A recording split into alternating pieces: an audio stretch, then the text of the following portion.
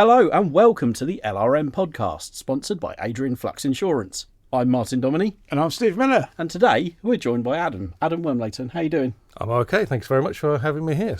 Amazing to be in LRM Towers. Well, on the fabled salmon sofa. The hallowed salmon sofa. Now, I really wanted to get you in because it will completely indulge my need to nerd out about L322 Range Rovers, because you've turned up in your extremely lovely example today. And yeah, we've been all over it, haven't we? And absolutely I gorgeous. Even sat in it. You did look good in it. Yeah, I tell you what. Oh, it's not for sale, but you did look good in it. Everything's for sale, isn't it? At a price. Yeah, exactly. Yeah, no, it's a beautiful thing. If you don't follow Adam on Instagram already, you should, because he does some great content, and a lot of it is, well, I get the impression it will be increasingly Range Rover focused, given Hopefully. your recent purchase. Tell us a little bit about the beautiful black L322 you turned up in earlier on. Yeah, so it's a 2010 3.6 TDV8 Autobiography. So it's at the point where they changed into the final facelift of the L322 that went on till about a 62 plate here in the UK, which is about 2012.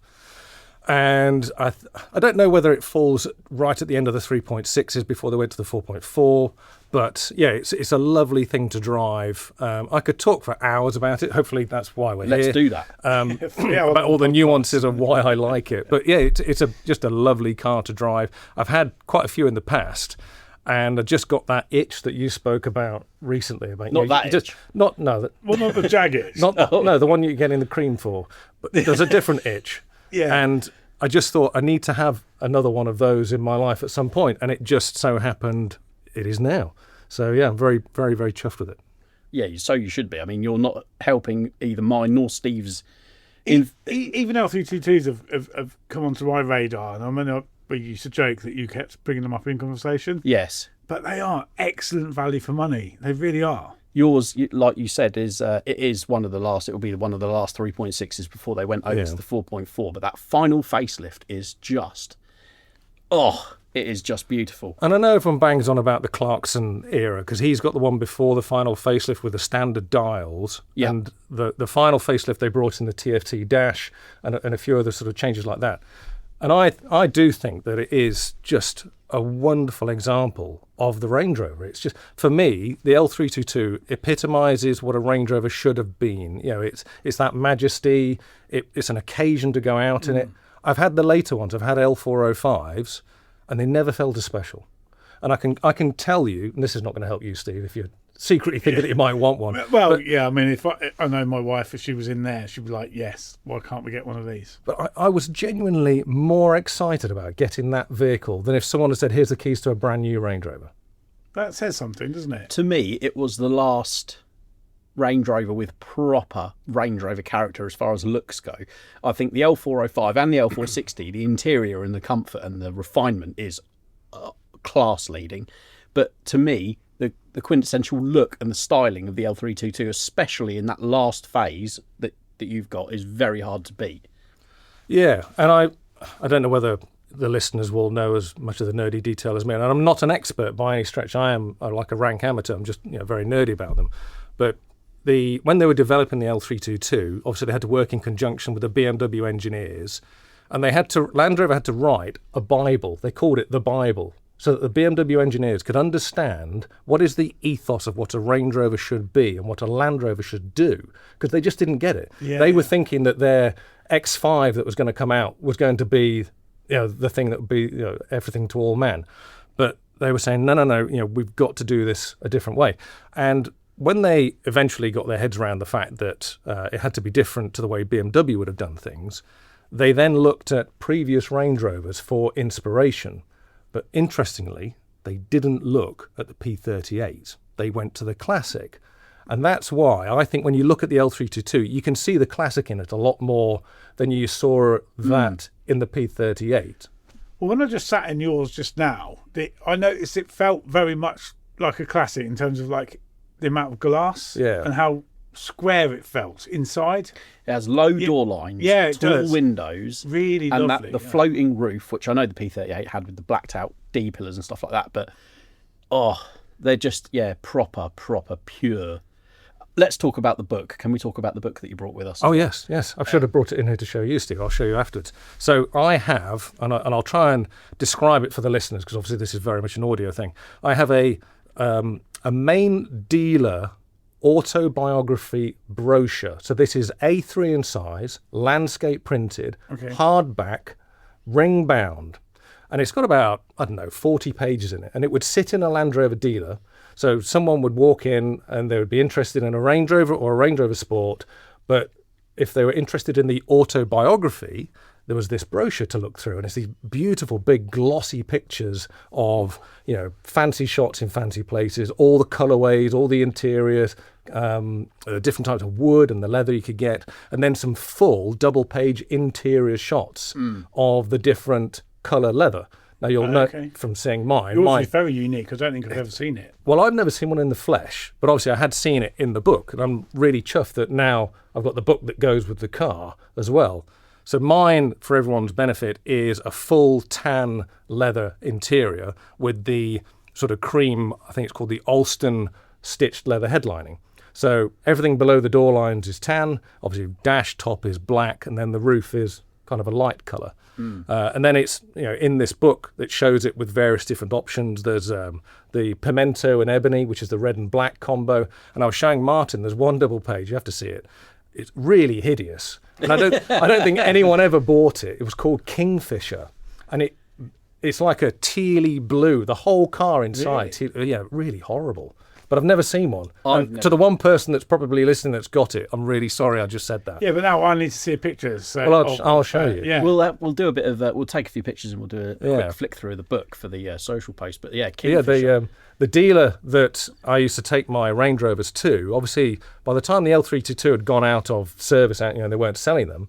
They kept this back and they gave it to me as like a bit of a present. That's really nice of them. Yeah, that was proper. Yeah. Well, I did spend a lot of time with their service team. Yeah. So they probably felt sorry for me. But no, this autobiography book they would have wheeled that out for the high rollers, the new car buyers who wanted to spend top dollar on a really, really bespoke, the cream of the Range Rover buyer. And you were seriously lucky to have hold of that. It's a really nice thing.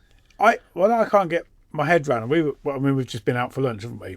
And no alcohol past our lips, which is very well behaved. Which was amazing. But we were talking about, like, people have probably watched the Clarkson / Harry Metcalf YouTube video where what is peak car, and that's probably peak Range Rover in your opinion then.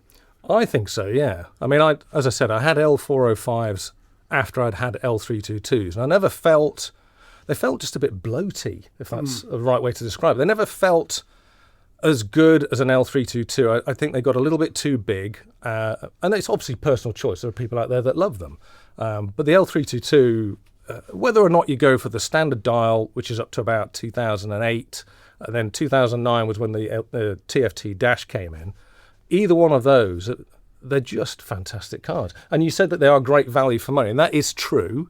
However, definitely do your homework if you're thinking of getting one. I'm not directing this particular at you, Steve, for any particular reason. I'm feeling pressure here.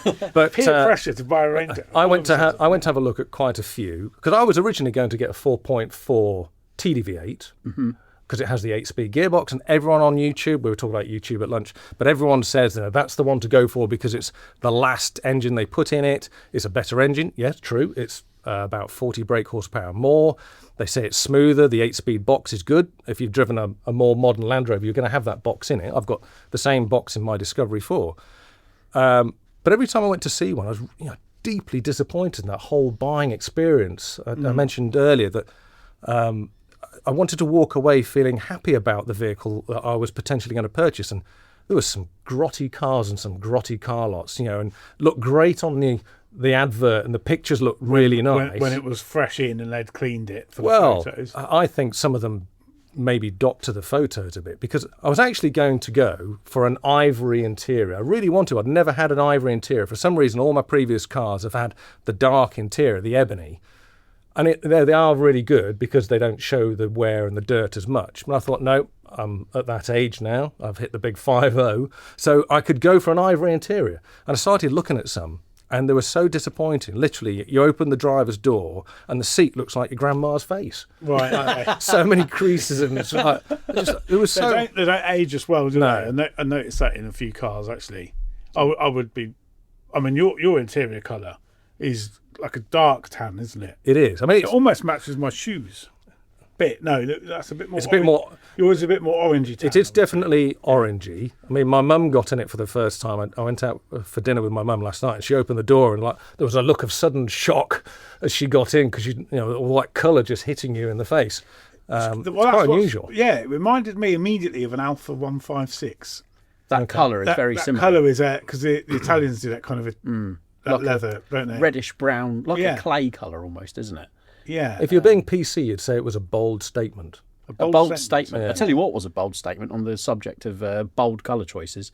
At the dealer I used to work at, we used to look after the Range Rovers belonging to. I never quite figured out who it was. I think it was something to do with an embassy, but the invoice always used to say Dubai office. They were always white. They had a classic P38, an L322, and I think they'd just got an L405 as I was leaving. And the L322 was white. They were all white with a blood, like an ox blood red interior. And it was something to behold. Full red. Yeah, red everything. Everything. Everything was red. That's probably the pimento. Right. And quite often the pimento was mixed with black to tone it down. But I've seen those as well, where the doors, the dash, the seats, everything is full red. And yeah, I mean, It's quite a thing. that's another bold statement. I'd love to see where it is now, whether they still own it or not. But like I say, they still had an LSE that we used to look after. It was, which wasn't, that had, like a chestnut brown interior with white panels. Really lovely thing. Never did any mileage, just came to us for servicing and then sat somewhere, presumably. So in terms of because I noticed yours has got the TFT dash. Yeah. Is that quite laggy in comparison to like modern stuff? No. Because I know like Discovery 3s and Discovery 4 sat navs and infotainment can be a bit laggy and almost dated before it was new. In actual fact, it's very quick. So I noticed that the centre screen, so I'll come back to the TFTs, the dash part, but the centre screen with all this, the sat nav and everything, the touch precision, you touch it, it beeps, and then the screen changes, is very quick. I think it's actually quicker than my Discovery 4, which will be 6 years newer. Wow. Than the Range Rover. So the Range Rover's 15 years old. Reminded of that. Doesn't look it. It's unbelievable that it's for a 15-year-old car. It looks fantastic. But the TFT dash, in terms of what it does, it's fairly static. You've got your two dials, and then if you bring up the menu, it comes into the centre panel where you can change things about the car. And then in the off-road mode, I think the dials change. I've not done that yet on this vehicle. But in terms of, say, like the rev counter and the speedos, it's all very instant, very quick. The only difference for me is getting used to, on the Discovery 4, you've got your two static dials, if you like, the analog versions, and then like a tiny TFT screen, which is kind of basic. It was a bit like a Game Boy screen in the middle, quite sort of pixelated. And I'm used to having something in the middle, and now there's nothing in the middle of the Range Rover. It's just like this dark space. But it's nice and bright, and it's colourful. I love it. Does yours have the dual view? I don't think it does. I've not tried that. It definitely has TV. It doesn't have DVD. Right. But it has the 6-disc CD changer. It has normal radio. It has DAB. Okay. It has in the centre armrest between the two seats, it's a very shallow cubby box because it's got the 4-zone climate underneath. Right. So you've not really got much of a cubby box there. But in what is there is a special sort of iPod plug. The old, wider iPod fitting, whatever they used to be called before the Lightning one. Yeah, I know what you mean. We all know what we mean. Chunky plug, isn't it? Yeah. So it's got a coiled cable that goes into there that you would plug your old iPod into. But luckily, the previous owner left in this device on the end, which is a Bluetooth thing. So I can stream from my phone to it. Ideal. And it's also got a USB plug in there as well. So if you load up a USB plug with music, you can stick it in there. So it's got enough. It's almost like it's the same age as my Jag XK, and that's got 6 CD. It's got the same USB thing in the cubby boxy bit in the middle. It's very similar. Yeah, the tech. But that's quite laggy. I would think the infotainment on that is quite laggy. I remember press it, when it's the like a delay. when the TFT screens first appeared in the L322, it was like mind blowing. When you were so used to, like you say, your traditional dials, and now the entire instrument cluster is a screen. It was wow, this is so cool. And when it boots up when you start the engine, and everything just like fades away and appears again. I like one of the features of it I really like is when you go into the settings, there's this thing called torchlight for the dials. So in torchlight mode, it will only light up the dial where the needle is. So as you're revving the engine or the speed picks up, it will highlight that area brightly and the rest of it is slightly greyed out. So rather than have it all sort of really bright in your face, it's sort of a little bit more subtle. That's lovely. I didn't know that existed. Nice little feature. Yeah, very cool. We're jumping ahead though. The L322 is obviously your latest purchase, but your Land Rovers have always been a part of your life. Yep. Tell us a little bit about where it started and tell us about the rest of your fleet, if you will. Okay. So like most listeners, and people that read LRM and any other Land Rover magazine, started when I was a kid. I grew up with Land Rovers around me, and in particular Range Rover Classics, which I guess made me know about the brand. It wasn't like I was sort of hell-bent on getting one back then. But then when I got to the age of 16, 17, I was doing weekend jobs, saving up for my first car, and probably reading LRO, to be honest.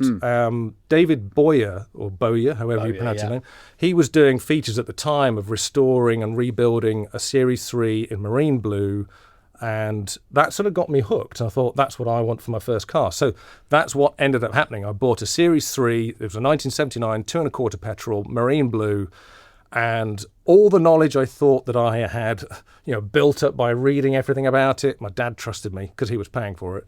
I went out there and I completely ignored all of that, and I saw one shiny panel, some graphics down the side, and thought, that's the one for me. And we bought it. And my dad, I remember, he paid the cash and he said, right, and this, I think the car was in Nuneaton. I live sort of Loughborough area. And my dad said, right, I'll see you at home. And he just got in his Range Rover and just drove off. I was See you later then. Yeah. So I had to drive home in this car that I'd never driven one in my life. With no mobile phone. Oh, yeah. No, Back that didn't exist. No.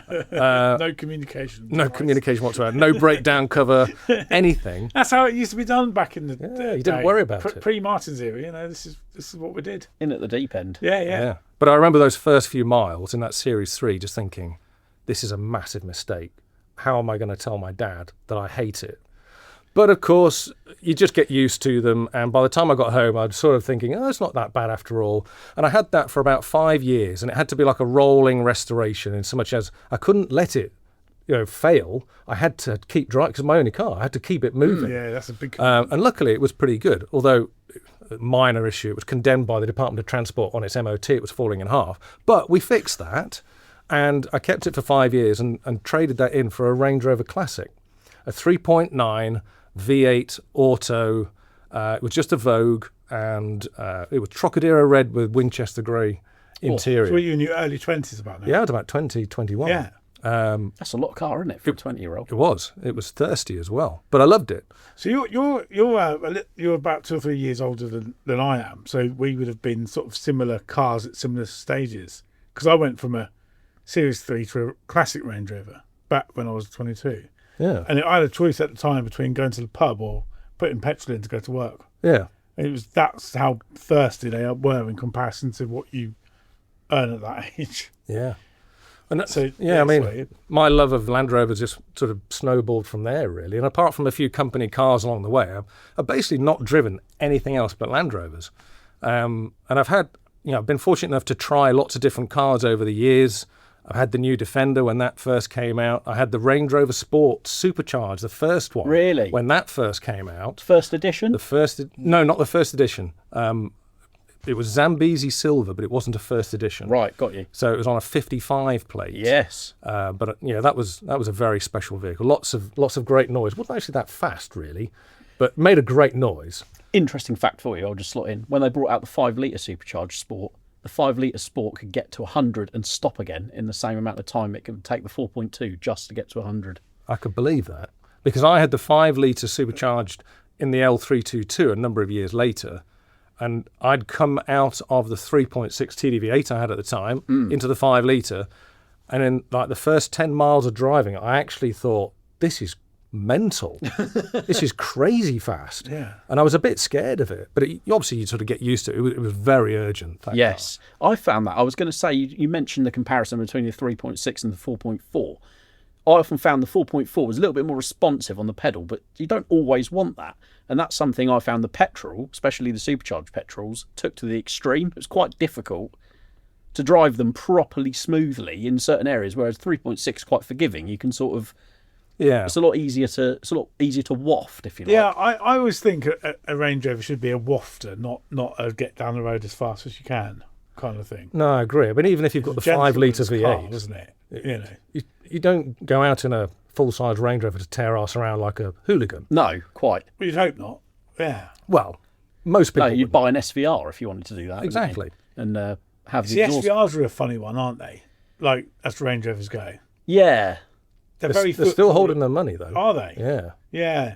But they've probably seen had one. about 8 owners and... Stolen twice. Yeah. Yeah. I've never seen one, apart from the one which Land Rover picked me up in once, which was quite nice, on one of their celebration things.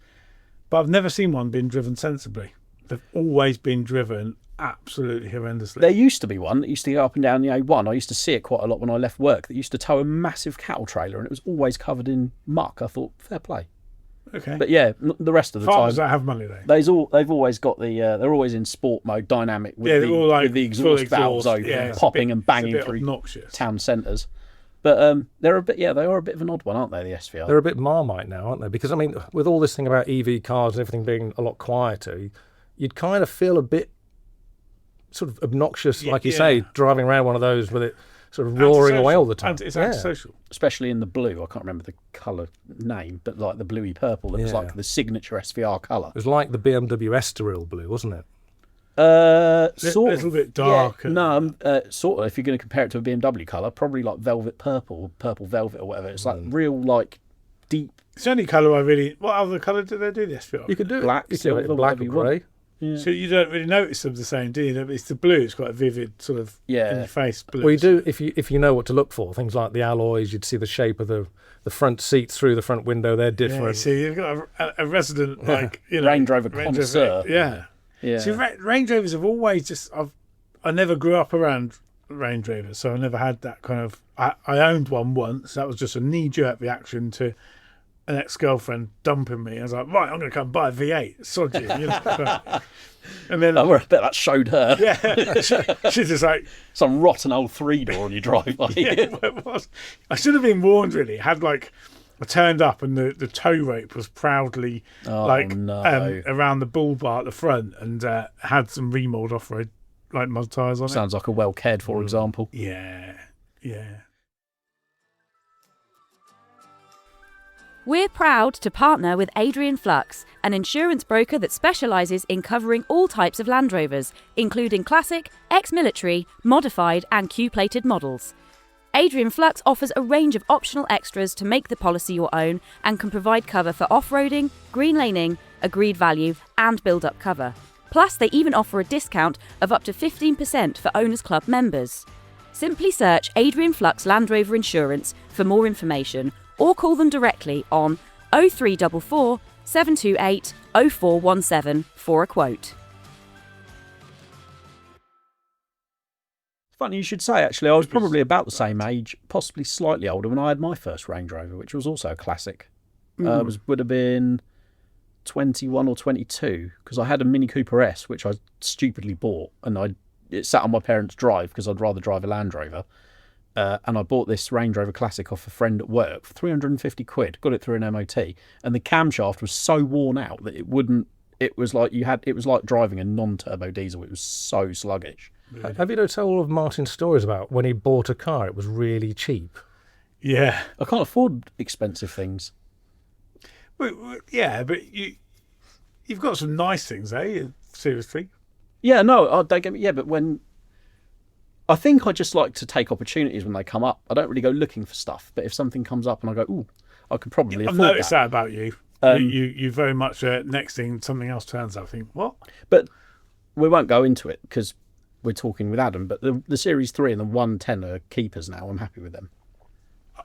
We heard him say it. I'm telling you now, right? 6 months from now, one of them will be gone. Until I need to I pay reckon for we'll the have a concrete. shake on that because, yeah, you will. Because I always think that the perfect Land Rovers are the ones that find you. If you go looking for them, like you said about the Range Rover going around, you see them in car lots, don't you? And they're looking sorry for themselves. Yeah. They get pushed further towards the back. And they're the ones that you just need to leave sitting exactly where you saw them. Because you can walk into a massive money pit if you don't buy wisely with Even if you do buy wisely, so you asked me earlier about my current fleet. So I'm lucky enough to have 4 at the moment. So I've got the Range Rover I just bought. I've got the Discovery 4, which is my daily driver. We'll go into that in a minute. Yeah, lots to talk about there. I've got a Series 3 short wheelbase, 1982, sits in the garage. Oscar. A lovely vehicle. And then I've got a 110 XMOD Wolf, Which is awesome. Yeah. which is nice and ruggedy. With your Penman trailer? Yes, I've got a Penman trailer, Yeah. but it has not been converted for camping. No, Obviously, I 'cause don't. I'm trying to keep it in some original, respects, sort of I don't blame you. military It's look. a heavy old lump. Yeah. But, I mean, when I bought my Discovery 4, the point I was going to make there was that I had a spreadsheet and everything. All the vehicles that I went to look at and I rang up about, I had all the service intervals all documented to see which one had got the best service history and everything. And the one I bought, it was serviced on the button every time. The MOT was almost to the exact day every year. And it all checked out. And yet, it can still go wrong because it's made by Land Rover. Yeah. And I love Land Rovers probably more than anyone, but you've just got to have your eyes wide open. They are going to cost you money.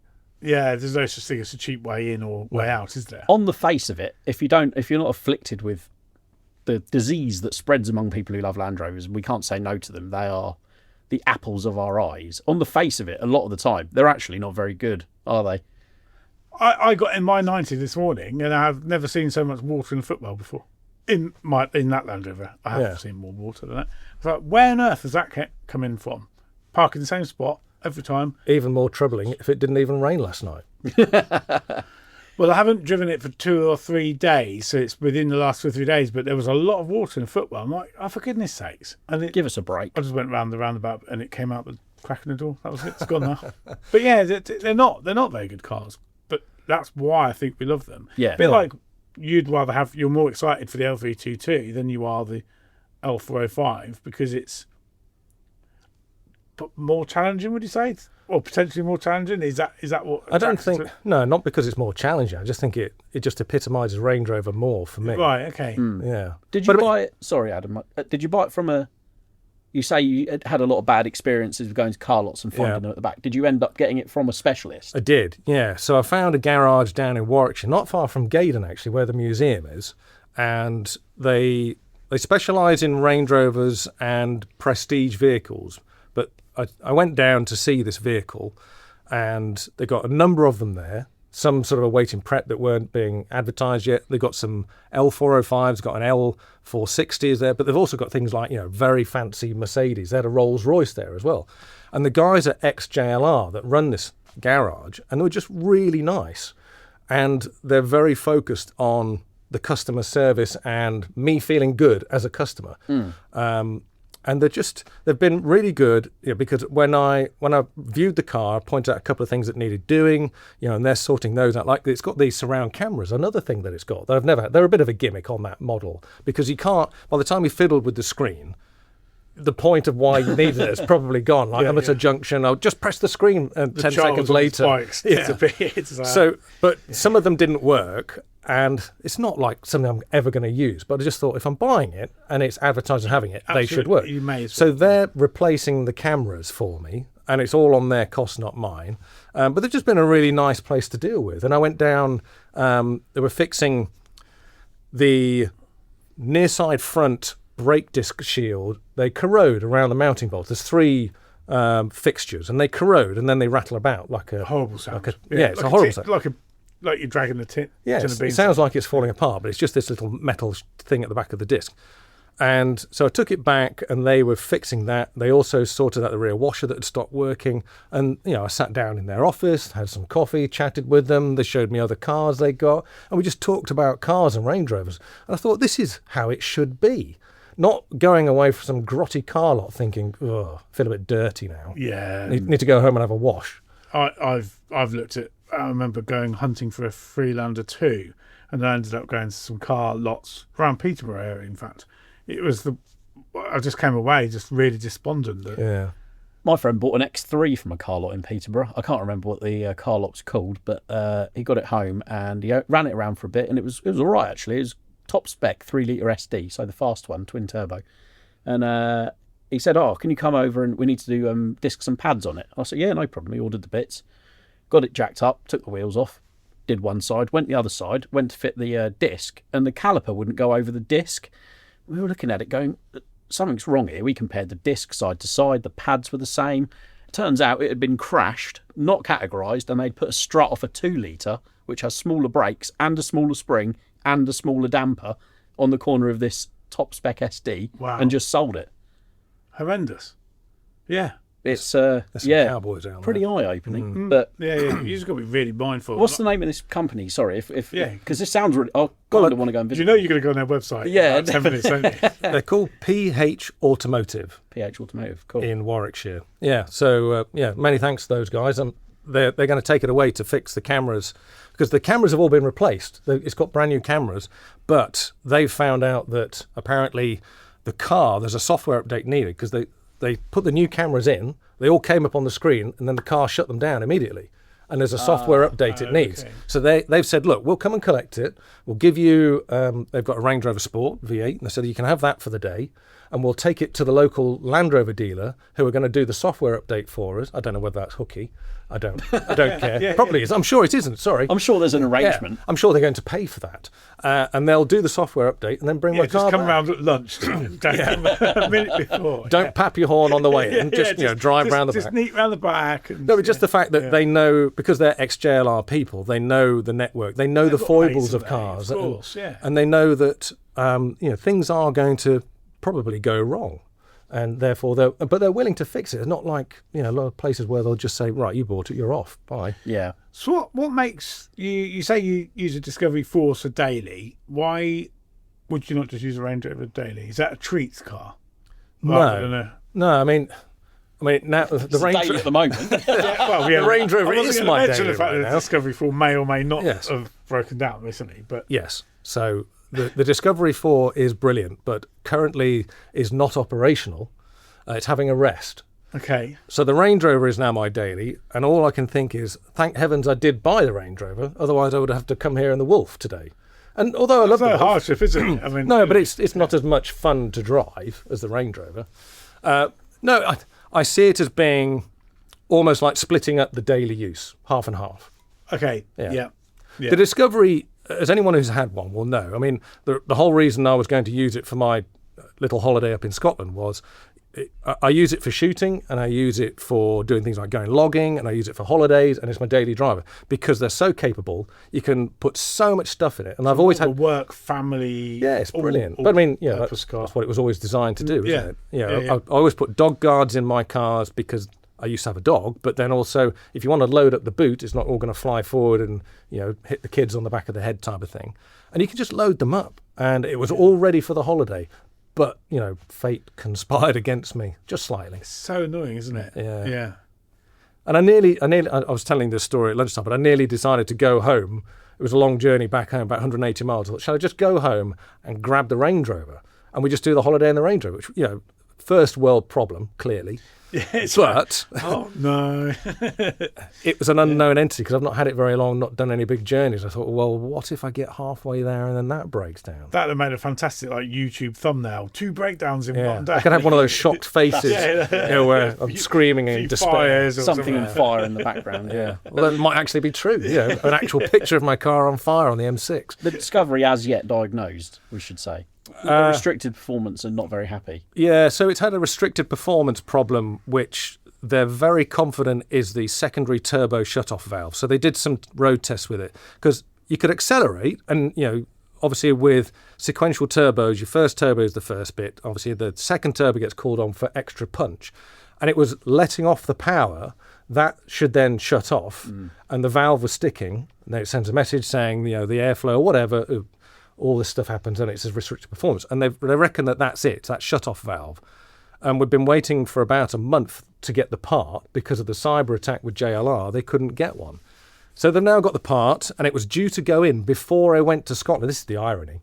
So it was due to go in, and then they rang me and said, we're not quite sure we can fit it in before you go away. It's like 2 days to go. And I said, well, don't worry, because I know how to coax it around. As long as I don't do hard acceleration, I can just coast around. That's what I've been doing. But then something else must have happened, because I was cruising up the M6. It had been doing, motorway speeds for about 3 hours. I'm on cruise control for probably one of the first times ever on the M6. It was going really well. And then all of a sudden, it just said restricted performance. Awful, yeah. I was only doing 1,500 revs, and I just thought, well, that's not what normally happens. And then I coaxed it off the motorway, almost got to my waypoint destination, and then it said DPF full, visit dealer. And I thought, well, it probably isn't full because I've just done 3 hours of motorway driving. It should have done the passive regens anyway, but something's obviously gone wrong, maybe a sensor, and I'm waiting to hear how the patient is. Yeah. Fingers crossed, nothing too serious. We did the CSOV valve, as they're known in the trade. Yeah. Quite a common thing, and also because they're vacuum and boost controlled, the little rubber pipes that go onto the actuator, they sometimes just fall off. So hopefully nothing too drastic. Yeah, hopefully. But I think I might start up a Just Giving page. Just in case. Yeah. Just Giving for Adam's Land Rovers. Yeah. I mean, he could end up having to come here in a Series 3. Could have been even more. Yeah. It probably would have got here, though. Yeah, absolutely. Simplicity. I mean, itself. the most It's actually very reliable. of them all would be the Wolf, wouldn't it? The Yeah. one you could probably depend on the most. Yeah, I mean, that's a 300 TDI. I mean, they're fantastic. If you've never had one and you see one come up, it's definitely worth looking at. Yeah, for the purest Defender experience. They're very rugged. They're not sort of more Spartan inside than a normal Defender, really. You've still got door cards, you've still got normal seats, and if you get the ones that had the Remus upgrade, they've got the full sort of very thick noise killer mat stuff in the front. Yeah, they have big. Mine was an FFR fitted for radio, so it had all the racks in the back. And in the inside of the GRP roof is what's called the rad-has lining, which is to deflect radio signals, but also acts as like insulation. So it's actually quite a nice warm place in the winter. And it's a nice thing to drive. It's got power steering. The 300 TDI is very reliable as an engine. I've just messed that up. But I've taken it on some really long journeys. I was at the Land Rovers of London thing that was down for the last Overland thing when Tim Slessor came into London. Did that trip. First time I've ever driven the Land Rover into central London in my life. I haven't driven into central London since I was about 20. Yeah, I've never driven a Land Rover in central London. But it did turn heads. People looked at me as if I was lost. It's a really lovely looking thing. I mean, because with the military paint, you do like the WD-40 trick, don't you? Sometimes, yeah. At the moment, it's not. I've not done that. I gave it a wash and just left it. But yeah, it's called IR NATO Green, infrared NATO Green. Probably one of the best places to get it is Paint Man. I think everyone knows about them. Yeah, they're really good. Paint Man on here before, haven't we? And it's a very dead flat matte green, as you would expect. But if you want it to look more sort of showy, a little bit different, you can either get a big gallon can of WD-40 and just wipe it on. Well, I'd spray it with a little pump spray and then just wipe it down. It makes it sort of satin finish. I remember seeing it one of our spares days, I think you came to.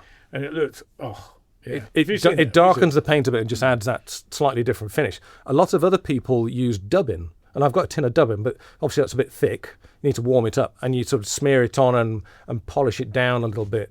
That lasts longer than WD-40 because obviously if it rains, WD-40 will leach off. So if you've done it on your roof, you'll end up with like oil of course, on a dripping down your roof. What is dubbin? Glass. Pardon my ignorance. Dubbin is like a wax that people put on, like your boots, put on your boots. saddles, horse tack and all that sort of stuff. Got you. Yeah. Probably like a beeswax, isn't it? Dubbin? I'm not sure what it's made of. It's made of dubbin. Yeah. Made of dubbin. It'd probably look after your chassis, wouldn't it? Probably. British leather boots. It feels a bit like grease. Yeah. Interesting. So talk to us a little bit about one of my favourite projects you've had on the go recently is Lionel. Lionel the 90. Oh, bless him. Lionel, An absolute gem.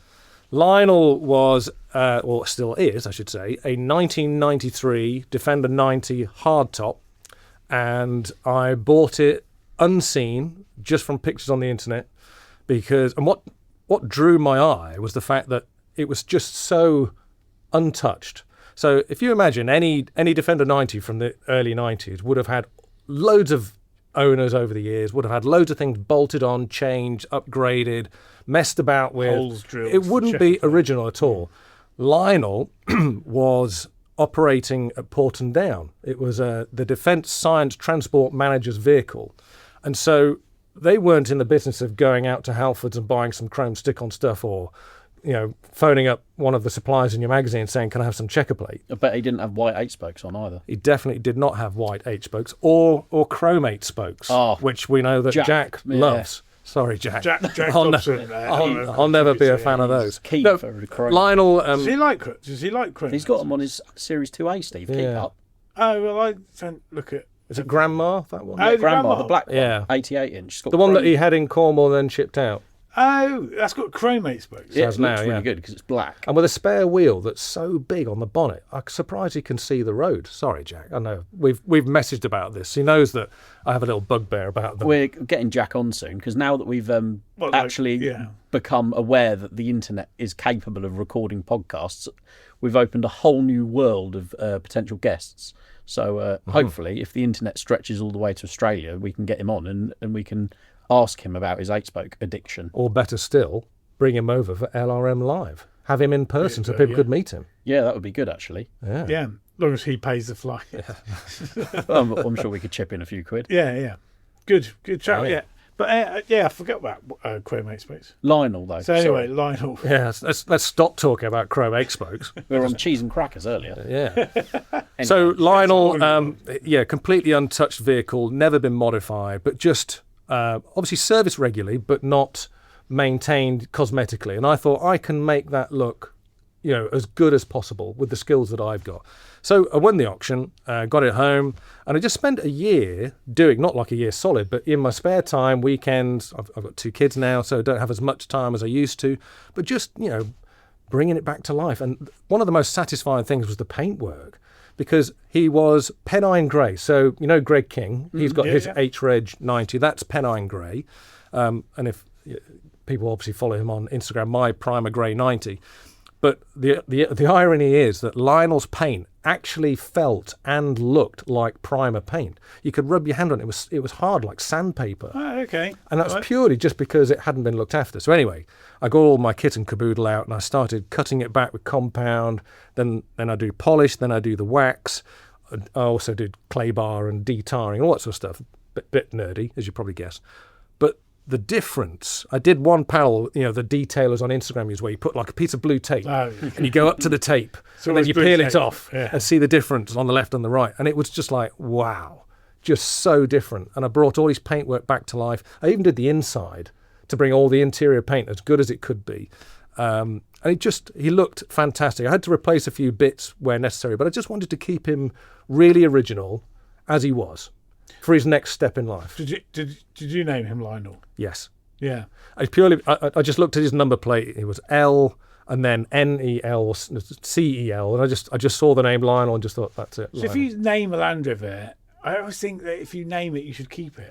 Yeah, there is that. Do you my wife regret became selling? really attached to it really early, which was disconcerting. Okay. So, it's really maybe I could use it. You're not going to want to use this every day in a million years. She's used to a nice, comfy Kia with all the spec All the on bells it. and whistles, yeah. Heated steering wheels, heated seats. None of that exists, and I'm not putting it in. Yeah, but it looks cool. It does look cool. This is the thing, It was a stunning machine. Yeah. And it drove, because it only done 74,000 miles. A 200 TDI with that one owner, basically. Probably had several people driving it over the years. Yeah, but one still. one registered owner and that little miles. I mean, the engine bay looked like it had just come, back from a dealership. Mate, I'm thinking I should have bought this. It sounds like, they are still out there, though. You've just got to dig about, haven't you? And the thing is, for me, I spotted it because I could see past the initial visual impact of how tired it looked. I just thought, all things on the front, like the grille, the light surrounds, they were all cracked. They were covered in algae. It was that bad. The roof was covered in mold and algae, but I knew that was superficial. And that if you cut that back a layer, type of thing. Is that why you bought it? Because it was a project that you could flip. I've always just enjoyed the process. Yeah. I bought my first Defender way back when I'd still had an L322, funny enough. It was a Defender 90 in green, Belize green, and I just did things to it. I changed the interior like most people do, put a stereo in it, put a LaSalle headlining in it, stuff like that. Really made it look nice. In fact, the photos from that are still on the LaSalle website because I sent them in. But I just enjoy the process of, not rebuilding, because I'm not doing gearboxes and engines and stuff like that, but just recommissioning. Nice, gentle recommission. It is really satisfying, isn't it, to see that process, like you say, regardless of the start point and how much you do yourself. It's just so, encouraging and it's super satisfying. And you don't have to limit that to Defenders as well. I mean, we're here to talk about Range Rovers mostly today, and you can still do things on an L322 at home that are not too difficult. And the visual aspects, I was showing Martin earlier that previous owner had sort of, they call it the murdered outlook, where everything's made black. You know, the lettering, the grille, the splitter bar at the front, the fog surrounds, the side grills. You can change all of that at home. Yeah, you can do it yourself. Yeah, and the parts actually are not very expensive. I've got to replace the rear mud flaps. Not they were murdered out or anything, but there's a mysterious hole in one of them. The other one's had a bad repair. New pair of mud flaps, 21 quid. Yeah, that's cheap, isn't it? I put mud flaps on as soon as I got the Freelander 2. I put front and rear mud flaps on it, and they're similar kind of like aftermarket ones, and you can see where whoever's made them has ground the Land Rover badge off where they've moulded the originals. But like you say, the parts are affordable now, and if you're half reasonable, practically, do bits and pieces yourself, you can soon turn around a really downtrodden looking car into something that's really quite special. It's not to say that you can't buy a lemon, because I mean, you said earlier they're very affordable. They are, but there's still if you're not willing to put the money into maintaining it properly, you will end up regretting it. They're a premium car new, which needed premium maintenance. They're a cheaper car now, but they still need premium maintenance. Yeah, you can buy parts obviously that are no longer. You don't need to have the genuine parts for everything now, because they're well out of their Land Rover warranty and stuff like that. But you should buy good quality parts, because I think it will bite you on the bum if you don't. It's the 8.5 litres of oil that makes me wince every time I think. Every time it needs a service, that's a significant. Well, you say that, but you can negate some of the costs if you're the type of person that's willing to service your car at home. So I did my Disco 4. I did an oil change at home, just because I wanted to. I want to do an interim oil change, and it's on my YouTube channel. I should just plug that. Like and subscribe. Go for it. If you can find me, Adam TWRM. But sorry, what's the YouTube channel? I'll cut you off there. I am Adam TWRM, just like my Instagram profile. Okay. There's not many people look at it. YouTube stuff is really good. Yeah. Actually, I'm not just saying that, but thanks very much. You were doing something to an interior of a Discovery 4. Could have been the door seal. But I watched it, and I don't have a Discovery 4 or the need to do a door seal. I can't remember what it was, the video now, but some type of... That was just very engaging. Yeah, very engaging content. Anyway, the point I was going to make was if you did an oil change on a Range Rover or a Disco 4 at home, I've proven that you can do it on a Disco 4 for 38 quid. Okay. Go on. Yeah. So you get the right spec oil, obviously. You don't go cheap on the oil, but you can buy them in 20-gallon drums. Okay. A Disco 4 needs 7 litres. So 20 gallons will get you 3 changes. You get so you're buying it in bulk. Buying it in bulk, effectively. Okay. You buy an OEM filter, about 10 quid. And the only apparatus you need is one of those oil suction devices, which you can get on Amazon. They're not much money, 20, 30 quid. So once you've got one of those, sort of, you can amortise the cost of that over multiple oil changes.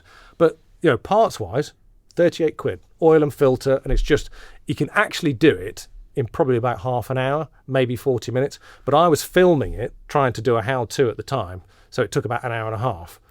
But, yeah, it's very easy to do. I was very dubious about those oil suction pumps and sucking it out of the tube, the extraction tube, when that first came in. But actually, it's quite a sensible way of doing things. Some of them don't have a proper sump bung. They just have the oil drain tube is kind of where you drain the oil from if you want to drain the oil, which has a quick release plastic connector. And after about 3 or 4 oil changes, that plastic connector is getting very tired. So yeah, you're better off, like you say, slurping it out the top, especially as now they are as affordable as you say, like the suction pumps. not horrendous money, and a lot cleaner as well, and rolling around on the floor, dropping the under tray. The one thing I really detest is getting underneath something on a gravel driveway and you're getting oil up your arms. That's why you never do it, I suppose. Yeah, that's why I pretend I'm filming Martin or taking pictures. He does it. Yeah. Result. But yeah, it's costly. But like, is there jobs that you would do, other jobs you do to an L322 at home, apart from doing the oil? I don't know yet. Okay. I have serviced L322s on my driveway in the past. Before I did a road trip to France, I had a TD6 at the time, Tonga Green, so Clarkson spec. Okay. Before Clarkson had even bought his. Yeah. You know, in like 2 days' time, when I'm going to the NEC, there's the Queen's. The Royal Harness. Oh, another one. Yeah, another one. Yeah. Because that last one went for 175 grand, didn't it? It was.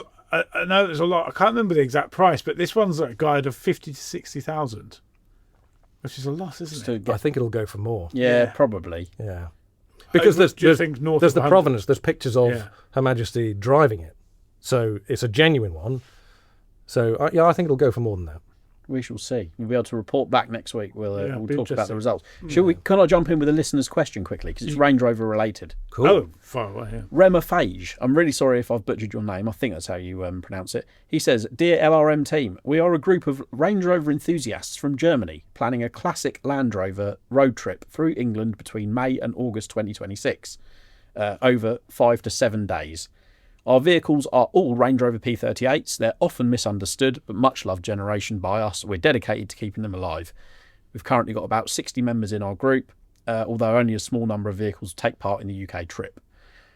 Our planned route will take us from Harwich to Gaydon to the British Motor Museum, then via Solihull, Eastnor Castle, Breen Beach, the Dunsfold Collection, and finally to Dover. As genuine Land Rover enthusiasts, we'd love to hear your recommendations on if there are any must-see locations, clubs, trails or events along the route that we shouldn't miss, and if there are any perhaps places of special interest for Range Rover fans in particular. We'd love to hear any tips or ideas that you've got. Warm regards, Remafage, on behalf of the Range Rover P38 enthusiasts, Germany. And Wow. he's attached a rather lovely photo of said Range Rovers all lined up. Wow, what a They lineup. are. Yeah. Look at them. Oh, wow. So, How great to see people who really love the P38. I never had a P38. My dad had one, and I drove it. And it was a DT, so it was the slowest Yeah, version, it's which very really slow. put me off them. But they are still a fantastic vehicle. I can think of 3 answers to his question. Well, I'll let you guys go. You go first. No, Well, you- he's already mentioned the first one, the Gaydon Motor Museum. Yes. I mean, that's a great place to go. Jaguar Land Rover Classic, that's Yes. got to be worth going to. That- You've been to that, but I haven't. have you not? No. Oh, Adam. Where well, have you been? yeah, Yes, where's my fantastic. invite? We need to wow. organise a day out there. Actually, Nick Dimbleby said he was going to take me to that Is he before the end listening? of the summer, and I haven't had that invite He yet. never said which summer though. He's a busy that's true. chap. He's driving his Freeland around India at the He moment. is. Yeah. He's going to the Himalayas in it. So there's that one, the Jaguar Land Rover Classic. And then also, don't they have at Lode Lane a special Range Rover exhibition thing? You can book an experience, yeah. Is that what you're thinking of through JLR's experience? I think so. Yeah, if you head on, I would definitely echo your thoughts on going to JLR Classic at Ryton. Absolutely amazing. And do not miss that. It is brilliant. Dunsfold Museum, you've already mentioned you're going there, 100%. Do not miss that either. Oh, I thought of another one. Go on. Eastnor Castle. Do the Land Rover experience at Eastnor Castle. Are they going there? Oh, they're going there? They don't say why they're going there. They're going to okay. Eastern Sorry. Castle. They I should do would the off-road experience there. go on JLR's website and click on experiences and see what takes your fancy on there, because there's a few different things you can do. I would definitely do them, and I would certainly book JLR Classic, as you said, at Ryton. Sounds like a great trip. You should give us a shout and send us some pictures when you've done it. I'd love to get that in. Their trip's mostly in the south, isn't it? Sort of up to the Midland, but then south of the Midlands. Seems to they're not be. going up north to Scotland or anywhere. That's quite brave, though, wouldn't it? Go to Scotland. Yeah. Bunch of P38s Yeah, but it's- at the M6. Love Land Rovers? Then you'll love Land Rover Monthly, the world's best-selling Land Rover magazine. Packed with adventures, expert tips, restorations, buying guides and loads more. For the best deals, subscribe today at landrovermonthly.co.uk and never miss an issue. I like the P38. I think, yeah. but again, much like I suppose the L322, we joke sometimes about you see like badly modified Range Rover Sports on like knockoff 22-inch alloys sitting on their bump stops on driveways.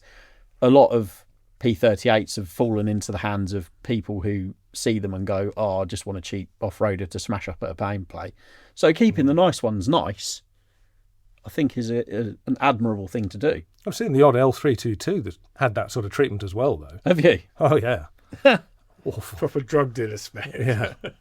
Not even so much that. It's just, I don't know. I think when something, well, I can't really talk because I only ever buy things when they're cheap enough. But when they fall into that kind of, do you know what I mean? That kind of bracket, it's only going to end one way, and that poor vehicle's probably going to get crushed. But So as today then, Martin, has it made you want an L322 more yeah, or less? Adams is more, definitely more. Yeah. If anyone wants to see said vehicle, I've got a video on my YouTube channel all about it. Oh, yeah. It's already there. What's that YouTube page? Martin will put it somewhere for everyone to we find. should. Yeah, we'll put a few snaps up because the picture of you in your high vis from last week's podcast was quite well received. So we need to put a bit more effort into promoting it. Thomas said it looked like I was Oh, leaving LRM to go to work. Tom Bayford said you've got a job on the railways to pay for your Jag. What was I going to say? Oh, that's what I was going to say. We don't ask for much on the podcast, but if you've recently discovered us and you've listened to a few of them and you enjoy them, do us a favour and listen to some of the older ones as well, because we've been chatting nonsense about Land Rovers for nearly 80 weeks now. And Is it that many? Yeah. Wow. Yeah. And yeah, we haven't missed a week yet. So if you like it, go back and also tell your mates about it. You missed a week when you lost your voice. Who did you do it with that week? Alice. Did you? And you went on holiday. How dare you? Yeah, I went on holiday. I but missed a couple there. I got two in the bag before I went on holiday. Yeah. So I planned ahead. Yeah, we did. Is Steve going to plan ahead for his holiday? Yes. What do you think? Yeah, yeah. You might be coming back, Adam, to do round two. Suits me. Yeah. Bye, Steve. Yeah. Been emotional. Yeah. You're fired. I can't believe we've done nearly 80. It would be the L322 podcast, I think, if Adam came in every week, and that would. Well, no, I mean, I can talk about the other Land Rovers I've got. I've got quite a broad church, I think you'll find. Yeah. But we've been, people have often commented about the lack of Range Rover content on this podcast. They've asked. Yeah, we do get quite a few emails asking about. But the thing is, like, between us, we don't own a Range Rover at the moment. Yeah, I think all those emails were from me. Yeah, probably actually. yeah. Why aren't you talking about Range Rovers anymore? I didn't even have a Range Rover. I'd just like to hear about them. They are. Yeah, at the time. we've had 3 or 4 emails from you, haven't we, in the past? 3 or 4. Yeah, 3 or 4, yeah. yeah. It's, Conservative, but yes. Yeah. no, it's good. Normally, when you're on a train, you tend to put in Yeah. good commuter noise drowns out the background. But we're happy to be of service, to be perfectly honest. But Yeah. yes, Just so happens that the podcast is about the same length as London St Pancras to Leicester, so oh right, okay, there you worked go. out quite well. At least our podcasts go out on time, unlike some of the trains. Exactly. Oh, I need to bring up new issue of Land Rover Monthly on sale today. So go out and buy it, please. It'd be very, very good. Winter issue. And the cover star is a very, very smart TDCi Defender 90, which has been owned by 2 different people who've owned it for 2 different reasons. And Alistair got together with both of them and got their opinions on why it brought both of them so much joy and pleasure. When does that come out? Today. So that means mine will be literally, it should be in my porch right now then, because I subscribe. You would have got yours a bit sooner. Yeah, yours will be there. I haven't had it yet. No, but this is we're recording this in advance of today. Oh, yeah. If you The know what I magic mean. of the internet. I forgot about that. Today is Wednesday. Maybe, yes. but maybe it's not. you're not All fired right, yet, yes. Steve. Yeah. The scheduling needs some work. Yeah, no, But- you'll have had your new issue. Yes, indeed. Excellent. So, In fact, they should be. I mean, our copies should be in the office today. we might Today be able is to get the a fresh day. one. You might be able to get one. Hot off the press. Go and literally. find one. Yeah, it's been printed. we're diverse. We're going off on quite an extreme tangent here. Well, that's not unlike us. I know. Not quite as much as at lunchtime, but there you go. Yeah. So lunchtime we talked about cheese on crackers. Yeah. What else have we talked? Would you rather binge eat rather? mince pies or what were those things you Cars said? water biscuits. Water biscuit. Yeah, It's, it's a tough choice. no, it The isn't. question was, how many mince pies could you eat in one session? Many. So, yeah. Many. Anyone who knows me, I could delete some serious mince pies. That is one good thing about the festive period is the amount of mince pies on offer. Well, as I said, I had my first mince pie of the season yesterday. Neil popped over to my house and he brought some because he'd been to the shop. And now I am worried for my health because the floodgates are now opening. It's mince pie season, and I'm an addict. They're really they're so bad for you, but they're full of sugar, aren't they, and full of fat. But they're just One of your 5 a day though. They've got fruit in They them. have to be, yeah. But but there's so many different styles of mince pie now, isn't there? You got like the open top one, the one with icing on top. I quite like that. Icing. Yeah, have you not seen these? Yeah, See, the reason I don't like mince pies is because, like I said, too much pastry. The pastry on the top ruins yeah, it. so they do like an open one, and the topping is icing A on convertible pie. You got one. The one I had yesterday Soft top mince pie. was a frangipani one, which is like got almondy type. Okay, sponge like a on Bakewell top. tart. Sort of, yeah. That was quite nice. There's a lot of different styles of mince Yeah, pie. like out the there. lattice top ones. You I don't might get have too just been much. converted back Yeah. to mince pies. You need to try different types. It's a whole wide world of mince pies out there. It's a bit like pork pies, because pork pies, again, too much pastry, but you can get them topless. Actually, I shouldn't say that. It sounds rude. topless. Like it with the hasn't got- chutney on top. Yeah, or Stilton cheese, or Yeah. something like that on the top. Oh, of course. Yeah. The UK's #1 pie podcast. Oh, that's a. There'll be people, if there are people bet abroad there is listening to I this, they'll wonder be if there's thinking, a pie what is a pork podcast." pie? Yeah, You might not know what a pork pie is. No, they Well, might you're not. from the land of pork pies, aren't you? Yeah. Yeah, I Melton used to Mowbray. live in the Melton Mowbray area. Used to live next door to Long Clawson, Stilton Dairy. Used to get free cheese. What a life. yeah. Well, that's It's a where shame the I cheese- didn't really like Stilton cheese, but there you go. That's where the cheese and crackers conversation Yeah, I think came it from, was. because you were saying where you used to live. Yeah, that's right. Yeah, because That was a tangent and a tangent. Yeah. The emergency cheese evacuation. That was the story, wasn't it? your house was. Yeah. Go on, Adam. Yeah, so Regale us. the house I lived in was the dairy manager's house. It was literally next door to the dairy. And when I bought it, obviously they'd moved the dairy manager into the offices a long, long time ago. But they came round to welcome me to the community, because they're good like that. And they told me a story about my house. So we were sitting in my kitchen, which used to be the garage, way back in the day. And in the 1930s, there was a fire at the dairy and they had to evacuate the cheese to save the cheese.